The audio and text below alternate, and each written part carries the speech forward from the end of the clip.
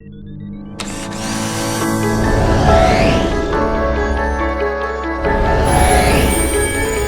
yes, you can.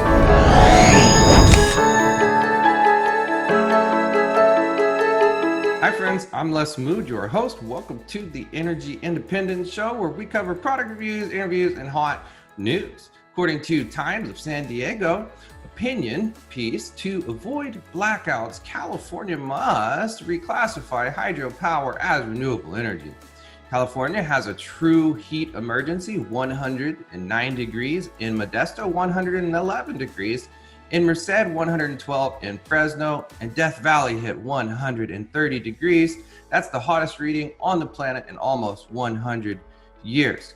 The heat generated incredible electrical demand, even with the millions of solar panels and thousands of windmills installed over the last decade. California couldn't meet that demand.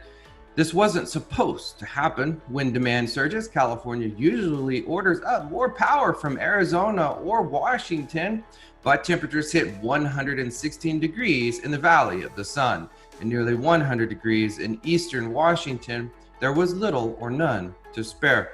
So what did Cal ISO finally get the lights back on with? It turned to hydropower, the oldest form of electricity generation there is.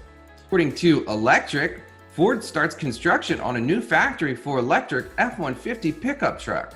Electrification has disrupted every segment it has touched, and with Ford being a leader in the pickup truck market with the F-150, it has the most to lose if it doesn't play a big role in the electrification of the segment. Ford sold about 900,000 F-Series pickup trucks last year, bringing in around $42 billion in revenue. The U.S. automaker has a plan to bring an electric F-150 to market, but not much is known about it. While it's retooling its factories for the new version of the truck, Bloomberg reports that Ford also started building a new plant next to its Dearborn factory to build the new electric version. According to PV Magazine USA, WattBuy launches address-level electricity costs and carbon footprint calculator. WattBuy is launching a free online calculator that lets homeowners, renters, real estate agents, and solar developers get month-to-month electricity costs and carbon footprint estimates for any residential address in the United States. Consumers can use these insights to choose cheaper, greener electricity options and make individual decisions around solar rooftops or other energy efficiency improvements that can have a positive impact on reducing a home's carbon footprint, said Naman Trivedi, co-founder and CEO of WattBuy, a startup that aims to ensure that all households have access to cheaper, greener electricity. In the coming months, WattBuy plans to make its calculator interactive so that consumers can see the impact that solar panels, power walls, smart meters, and electric vehicles have on their monthly electricity bill and their carbon footprint. According to Power Technology, Japan steps up renewables investment to beat 2030 target. In its most recent strategic energy plan, the country aimed to generate 22 to 24% of its electricity from renewable sources. However, this new rate of investment would push its renewable generation to 27%. In 2019, the country generated 19% of its power from renewable sources, with 8% coming from wind and solar. Wood Mackenzie expects generation costs for solar and wind to fall by over 30%. Despite this, research director Alex Whitworth believes coal will still be the cheapest power method of generation available to the country and beyond 2030.